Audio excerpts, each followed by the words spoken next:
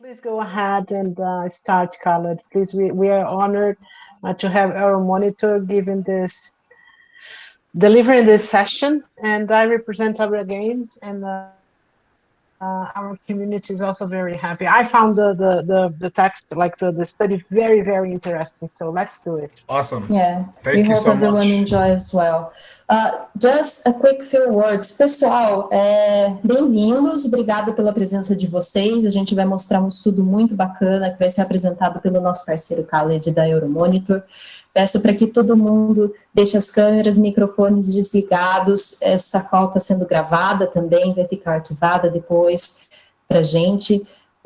Vamos ter espaço para perguntas, sim, no final. Vocês podem escrever suas perguntas no chat, no final a gente vai endereçar o máximo delas que a gente puder. Então, vou me silenciar aqui. Khaled, the stage is yours, please. Awesome. Thank you so much, and appreciate you and Ileana for hosting this and allowing me to, come here and present our findings. And I want to thank everyone here on the call for joining and taking the time off to listen to me and see our findings. So to introduce myself, my name is Khaled Samirah. I'm a senior research analyst at Euromonitor International.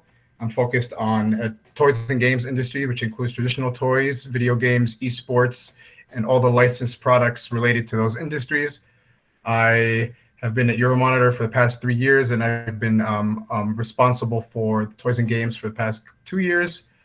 I am going to go over today some of the trends that we see in the video game industry and esports industry related to virtual worlds and their expansion, and how different entities and companies have been unlocking the opportunities in consumer engagement, branding, and marketing within those. So start off, I'm going to go over a brief agenda overview, what this presentation is going to cover. I'm going to introduce the topic very briefly, go over the topic of virtual worlds beyond just gaming, bring in some consumer survey results from our consumer survey database regarding engagement within the gaming environment. I'm going to talk about esports as a useful vessel for engagement, and from there go and speak briefly about the digital fatigue issue that we have seen in the industry, and then finally wrap it up in some key takeaways that you could take and think about. So to start off on this slide, I want to bring into you and show you guys the virtual worlds ecosystem. So we all know that video games has been growing and has been developing very dramatically, especially over 2020 due to the pandemic. But we also see that this development is also strengthening their virtual worlds and their platforms, and creating opportunities for brand engagement, especially with younger audiences. And you see the rise in digitalization is also affecting that as well. We also see that there's an increasing access to brand engagement with brands, and I'm going to bring in examples of how this all correlates to the ecosystem, and how that these brands need to, I'm sure you guys have heard this, but need to be more authentic, and it's something that they need to build trust with their consumers, as it's really important. And then going in from there, talking about some of the different sports properties and that have been tapping into video games and esports to expand their reach. So moving from here, I want to bring in some charts from our forecasting dashboard for toys and games, and specifically for video games. So in these charts, you're going to see these 3 lines. The blue line is basically our quarterly update from November of 2020, after we saw a lot of the outcomes for the pandemic, and this would be our baseline. The green line is what we expected the market to be earlier in the year. So we conduct research in the beginning of the year, and we conduct estimates for the rest of the year as well. So you can see there's some slight differences between them. And then scenario 1 is basically assuming that the pandemic is still raging on. The vaccination efforts haven't been necessarily implemented properly, and that correlates to a GDP decline of negative 5.5 to negative 7.5. With this in mind, looking at the differences between November of 2020 and May of 2020, we see a dramatic increase globally on the chart on the left. You can see from going from 7% to 10% growth in 2020, and then slowly phasing out into 2021, 2022. And it's the same thing on the chart on the right for Brazil as well. With Brazil, the growth rate was a little bit higher globally than the global average, and it's something that is following along with the same trend where we increased the growth rates from our May 2020 baseline. So many of the video games growth has been boosted in 2020 due to increasing interest from casual gamers. The category has been increasingly taking share from traditional toys and other entertainment options, such as attending concerts and going to movie theaters.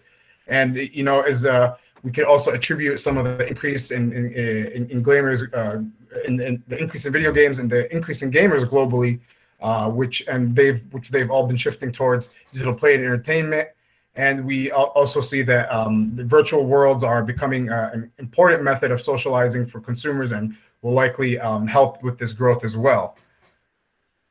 So now that I've spoken a little bit about the industry, introduced my topic, I want to go into what virtual worlds beyond gaming means and how we're defining it at Euromonitor.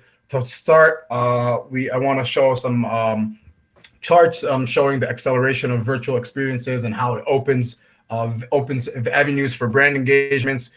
As consumers found themselves at home more often than before, it was very important to find sources of entertainment inside their homes. And according to our Euromonitor's lifestyle surveys, many people value online experiences. You could see across all generations. The respondents in the chart on the left are, whether it's Gen Zs and millennials, a large portion of them responded they value it, and it's been increasing over time. We also see that with increasingly more time spent online, the demand for new and engaging content continues to grow, and it's one of the most sought after entertainment sources, and is increasingly attracting consumers over the past years is gaming. This is something that also helps with bringing in different types of engagement efforts as well. I'm so sorry. My apologies. And so we see that with this, you could have engaging content as well, and it's something that according to the chart on the right, can help brands engage with their consumers. And we see that that consumers are more likely to want to be engaged, and they are like to be actively engaged by them. So it's something that further connects consumers with brands and increases the popularity of gaming.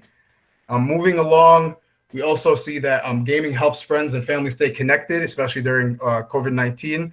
Digitalization was shifting human interaction for a while, and many interactions were happening through digital devices pre-COVID. And so, we have, according to our Euromonitor lifestyle surveys on the chart on the left, we see that many consumers are more likely to interact with their friends via social media than in person. And they are also a significant number of consumers indicated that they play online games which is usually done in groups or with their friends. And so it's something that these results were actually before the pandemic was at its peak. So these tendencies are actually more pronounced now than ever before. So we also see that because of consumers staying at home, it's really important to maintain online relationships, and gaming has become the number one choice to maintain these relationships. So you can see, on the chart on the right, many of the major countries in the world have a lot of the respondents indicated that they game very frequently.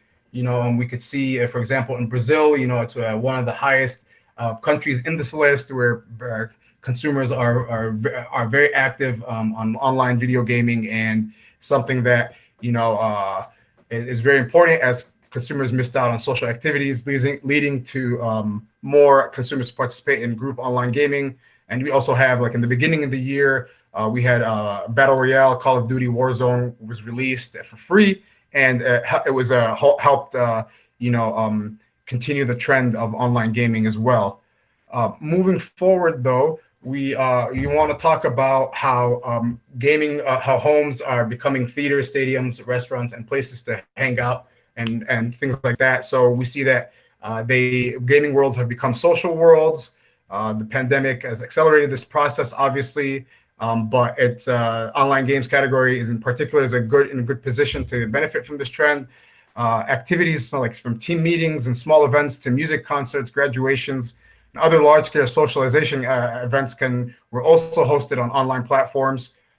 You can see on the chart on the left, this is some of the growth rates for the major categories in video games, and all of the categories that we have in video games have all seen an increase in growth and acceleration in growth. And this is also something that will continue to go even further higher as we move forward into the next year. So we also see that there are many opportunities. Many big free titles are becoming free to play. So it's something that allows different ways to generate revenue.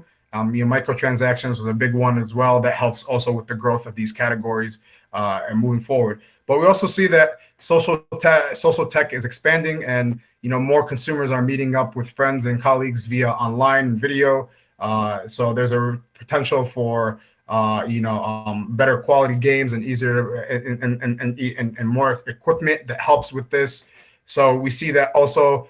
Here on the chart, on the pictures on the right, this is I'm sure you guys are familiar with him. He's Ryan's World.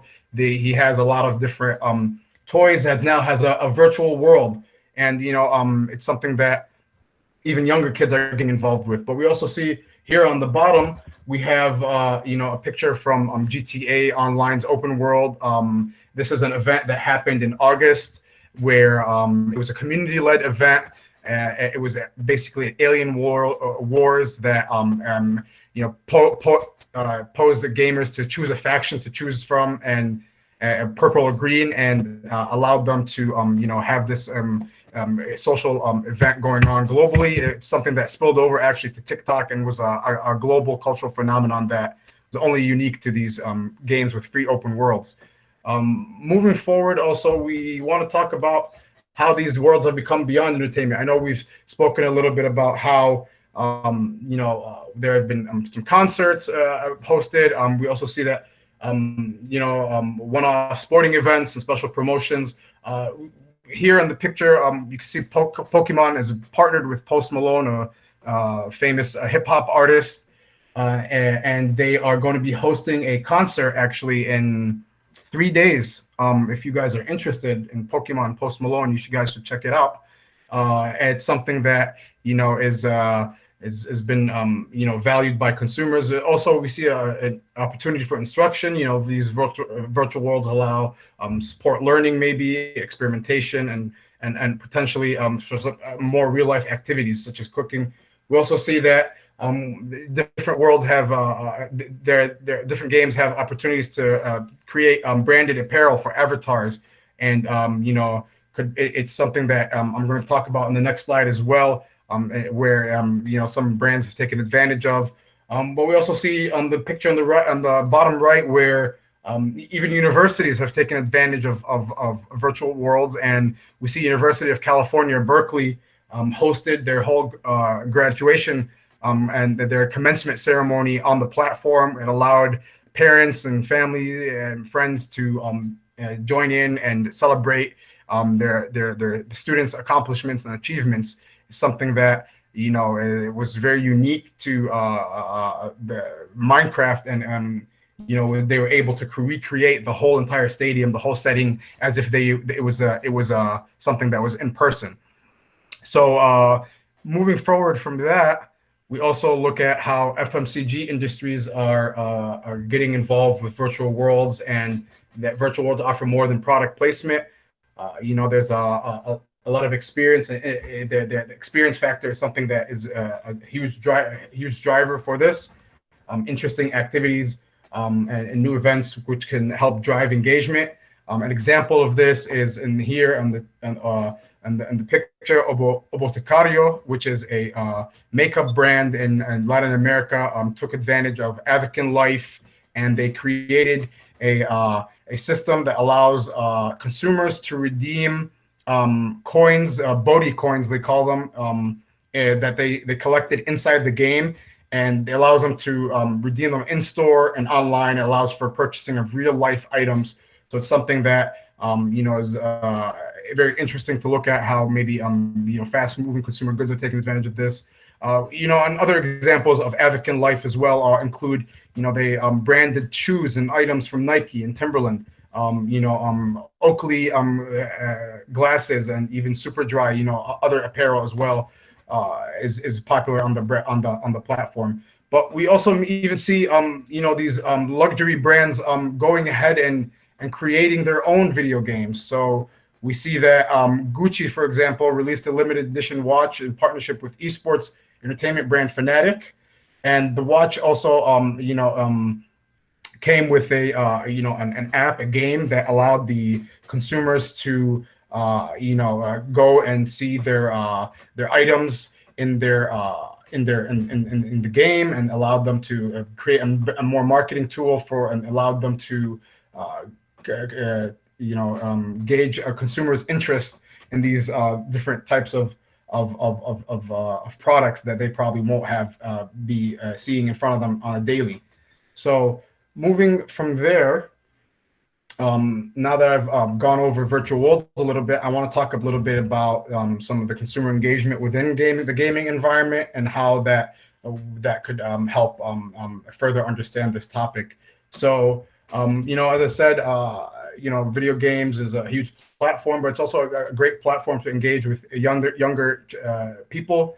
It's important to find the right channel to attract and retain young fans, and brands are consistently trying to engage with these younger segments of population. It's something that is important, as it's a content-saturated market, and one of the main challenges currently facing brands, regardless of the industry they play in. So we also see that according to our lifestyle surveys on the right, we see a significant growing trend globally among the youngest consumers. We see increases in their amount of time they actually play video games. We see, especially in 1 to 2 times a week, it's something that has increased from 2019 to 2020, and within almost every day, it was really close to each other, and there wasn't much of a change. But that also indicates that it's something that is still popular and still treated with importance among these consumers. Moving forward, also, we want to talk about some of the innovations that have led to more enriching virtual experiences. We see that finances, that having easier access to virtual spending for younger generations is something that can be used as a way to engage, and a vessel to attract these consumers. These new generations spend more time online, and there's an amount of content that's easy to access through multiple devices. So we see that the lack of economic freedom, especially with online channels, where people have to have credit cards, bank accounts, is something that is a challenge for companies to engage with younger audiences. But we see some advances in fintech that are helping improve these accesses. Examples of these are in Europe, for example, Banco Santander mini account, or Turkey-based prepaid cards, Inanel, directly advertised for online gaming and pushing for esports growth in the market. And they've released some prepaid cards that are directly advertised towards gamers. We also see an example in Brazil that is new with a Pix transaction. It's easy to transfer from one bank to another without taxes. You just need a Pix key. It's easy to use, easy to access, and easy to share all this money. Many companies are accepting this as a form of payment to recharge their prepaid cards. So you see cards like from Roblox or Minecraft becoming easier to use among the younger generation people, and creates an alternative for consumers to reduce fees and creates a more competitive environment for the Brazilian market. Moving forward, we also need to highlight that it's important to be authentic in your message. I know this is something that is a buzzword. You've probably heard it a few times, but it's something that is still essential. Video games and esports fans place an importance on the authenticity of brand engagement, and it goes beyond the product and brand itself. This means that non-endemic brands need to adhere to the storyline and audience of the game in order to expand the overall experience. We see that consumer goods brands are always searching for methods to engage with these younger populations, and the growth of gaming in sports is an attractive market driven by younger consumers, millennials and Gen Zs. And there are some examples of this as well. We see that, for example, FC Barcelona and Fenerbahce from Turkey, they've extended their partnerships with different esports teams. We also see the League of Legends European Championship attracted 100 million viewers in 2019, and we see that Beko is a partner for them. They're an official sponsor for the League of Legends European Championship. So this allowed Beko to reach a new consumer base, which they traditionally wouldn't have. Some of their activations within the game saw esports athletes cook their own favorite meals, as well as fan event competitions and creating game potions that allows them to use this in the game, and allows Beko to highlight their products as well. Moving forward from there, but we also need to look at some of the different things that these younger consumers are looking at, and it's important to understand that younger consumers' attitudes and what they are involved with in political and social issues. So we see that gaming is at the forefront of these issues and is becoming an important platform in raising social and political ideologies. So younger consumers are increasingly participating in these type of political issues. You can see on the chart on the right, many of the younger generation, millennials and Gen Zs, have increased their activity within political and social issues compared to people in Gen X. It's something that they stayed the same. Baby boomers, we could say that as people get older, they start getting more involved in politics. So it's not very surprising over there.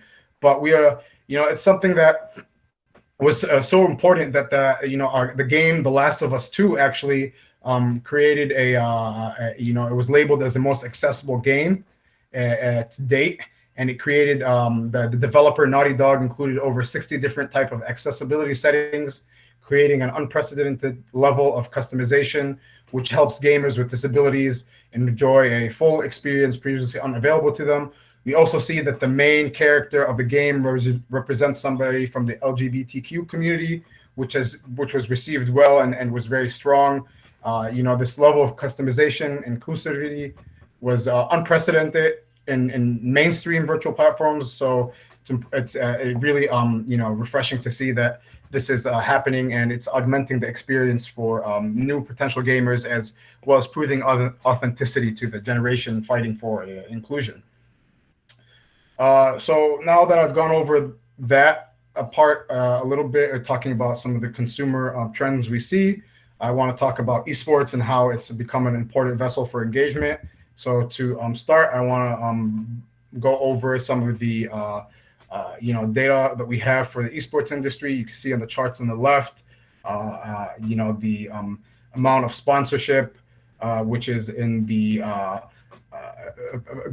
light blue on the top chart, and the amount of media rights for consumers for the game developers in the dark blue on the chart on the top. It will continue to increase moving forward.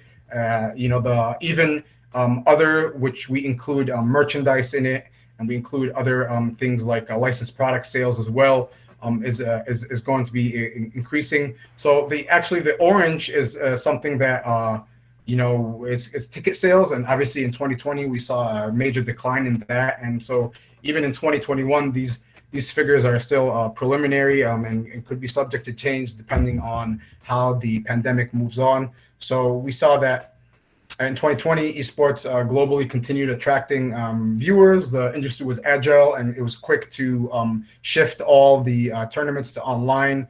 There was a continued strong performance by the leagues such as League of Legends, World Championship, Overwatch League, NBA 2K, FIFA, and this coupled with many sports leagues and entertainment venues closing added to the growth of esports.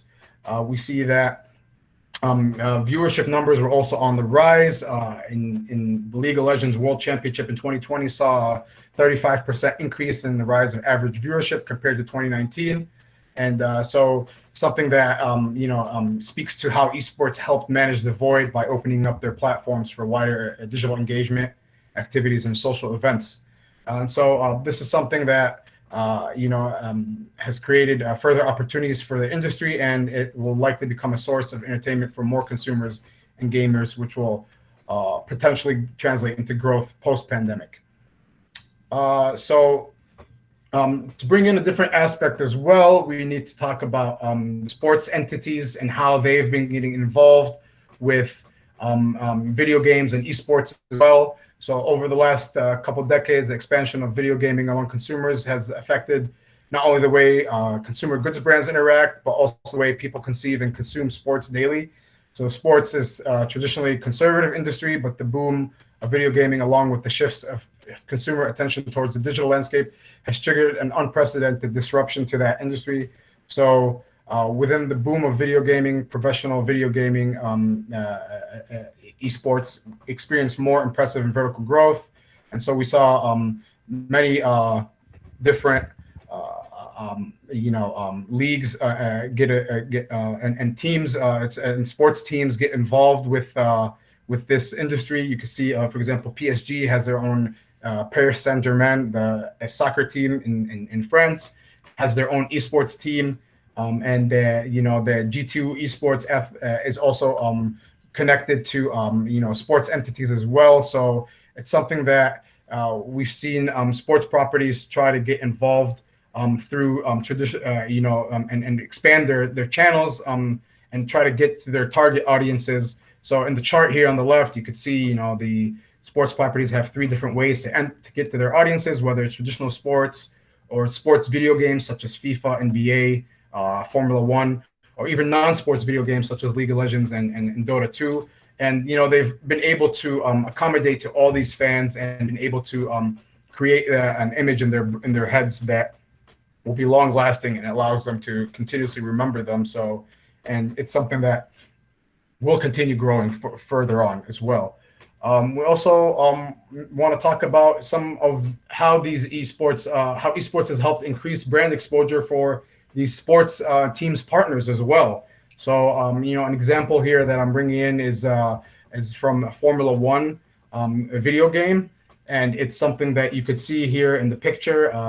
There's the brands are able to advertise and show their their logos everywhere. So DHL is in the background, and then you have Epson and Mercedes-Benz on the actual car. So this is something that is providing additional revenue for the video game developers, and also allowing the partners to continuously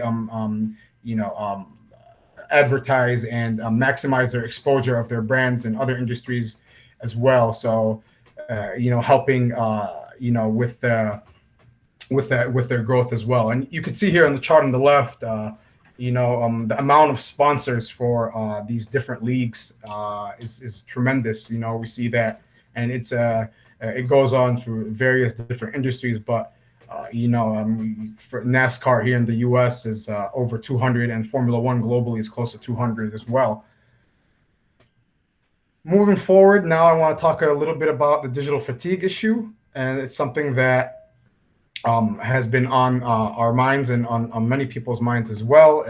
But before we get into that, I also want to talk about, how, the digitalization has been expanding, and even though there have been generational gaps in digital experiences, we still see older generations coming in now to the digital world, and there are more likely to increase their digital activities. So according to our Euromonitor Digital Consumer Survey, baby boomers in these major countries are planning to increase many different digital activities. So they are now valuing virtual experiences and are planning and increasingly becoming more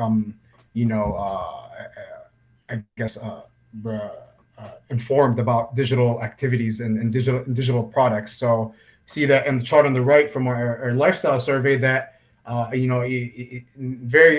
Brazil especially, we see that many older consumers are valuing virtual online experiences.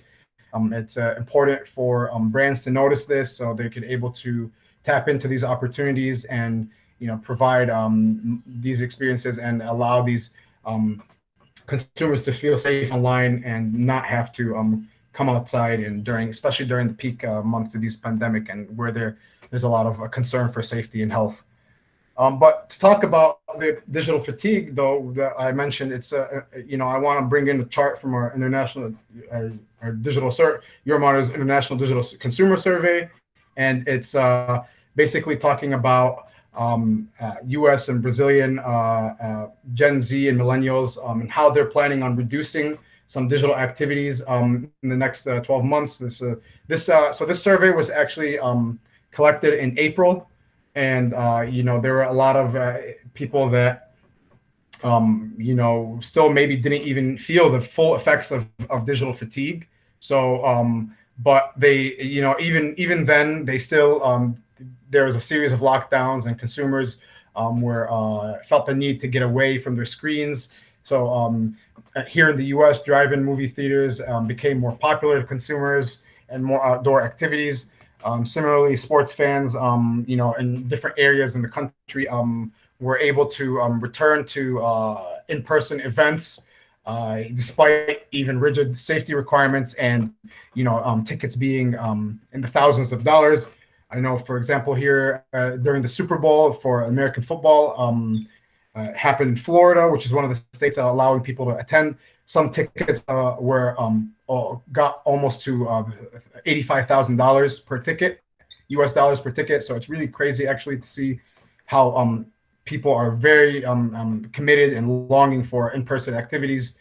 So it's something that game developers and brands and other people looking at this industry need to be more aware of and need to continuously enhance the virtual experience, the quality and the convenience, and evolve constantly to attract increasingly digitally savvy consumers, especially the younger ones, which will become future spenders. So I wanted to highlight some more about the specific trends within Brazil. I brought in a chart from Booking.com, which is a online travel agency, and they had a survey called the Future of Travel Survey. And basically, I'm trying to highlight some of the things that Brazilians were more interested in. They want to travel to regions where they support the recovery effort more often. The recovery effort more, so 80% of respondents said that. So, having a sense of community, wanting to help each other is very big in the country. People were also obviously craving the outside world more often after home seclusion. So we see that certain activities like going to the beaches and then going to parks were the top two options for Brazilians to get away from their screens and have some sort of digital cleansing, if you want to call it. You see that even with traveling, almost 60% of Brazilians were eager to travel to regions and countries that were accessible by car around them. So that helped with short travel become more popular, and it allowed the people to start renting more cars and instead of flying on flights and going to buses. And a lot of people wanted to go to new destinations in the local region and travel more domestically. So it's something that helped increase outdoor activities, as these short travels were easier to get to and get to places like where you could do hiking, for example, or visit some different national landmarks. And we also see that, even with the outdoor activities, bike sales went up so in the country. So it's something that was very important to Brazilians to stay active and whatnot. But another maybe more lighthearted topic was even during the pandemic, as much as people wanted to get away from their screens, we still saw that Big Brother show was very popular. There was a record set last week or within the last 2 weeks that there was almost 285 million votes in 1 week for this show. It's something that Brazilians, I've been told by some of my colleagues and my friends that Brazilians are very passionate about and could cause a lot of family drama, but it's something that allows them to get an escape from their normal lives and the pressures and that they see in digital fatigue that they experience. So now I'm going to go over the key takeaways and wrap it up and open the floor for questions. So we see that video game developers have expanded their virtual worlds and they continue to capture new audiences. The video game industry continues to grow, providing fresh and expanding avenues for consumer engagement, and is well positioned to take advantage of the continuing digitalization of playtime and life experiences. We see that there's a wider variety of virtual experiences that it's afforded to brands, services, and entertainment providers. And we see while physical experiences will return post COVID-19, enhanced virtual worlds are here to stay. And with many of the customers gained in 2020, they're going to be seeking more ways to engage virtually in a more meaningful way. We see that, like I said, the worlds have been expanding, and the popularity of virtual worlds is only increasing, and encourages virtual experiences only increasing among younger consumers, and encourages brands to rethink their engagement methods. We also, establishing trust is key for virtual engagements, and relevance and authenticity of brand messaging and activation is important. So it's as Gen Zs and millennials continue to expand their online presence, brands must search for new ways to engage with these consumers. So the overwhelming availability of virtual content has turned back brand activations into an added part of entertainment. However, authenticity in messaging is paramount to establishing the trust between these. So with greater engagement potential with younger consumers and younger and diversified audiences, sports properties are eager to establish their presence in video games, and increasingly non-endemic brands as well are doing that. We also see that sports properties are tapping into virtual reach. And so sports properties have multiple incentives to tap into video games and esports. They're the best tool available to engage with the youngest segments of the population, and they expand the target reach to non-sports fans through officially licensed teams in video games. And they also increase the brand visibility to both the property and sponsors, and transforming digital exposure into a commercial asset. So it's something that these brands are highly getting more involved with, and these sponsor brands are using these detailed graphic rendering and official licensing to get involved into this industry. Finally, we see digital fatigue as a mid to long-term risk.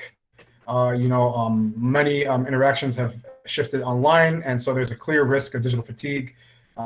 Consumers have shown a eagerness to return to physical sources of entertainment such as concerts and sports, and wanting to reduce digital activities. We also see that while consumers' virtual presence has dramatically increased, many have already shown signs of this fatigue and are wanting to return to physical life. And so developers and brands and services, entertainment properties will need to bring added value to virtual engagements, including enhanced capabilities, entertainment value, convenience, and authenticity of experiences, rather than just an alternative to virtual worlds.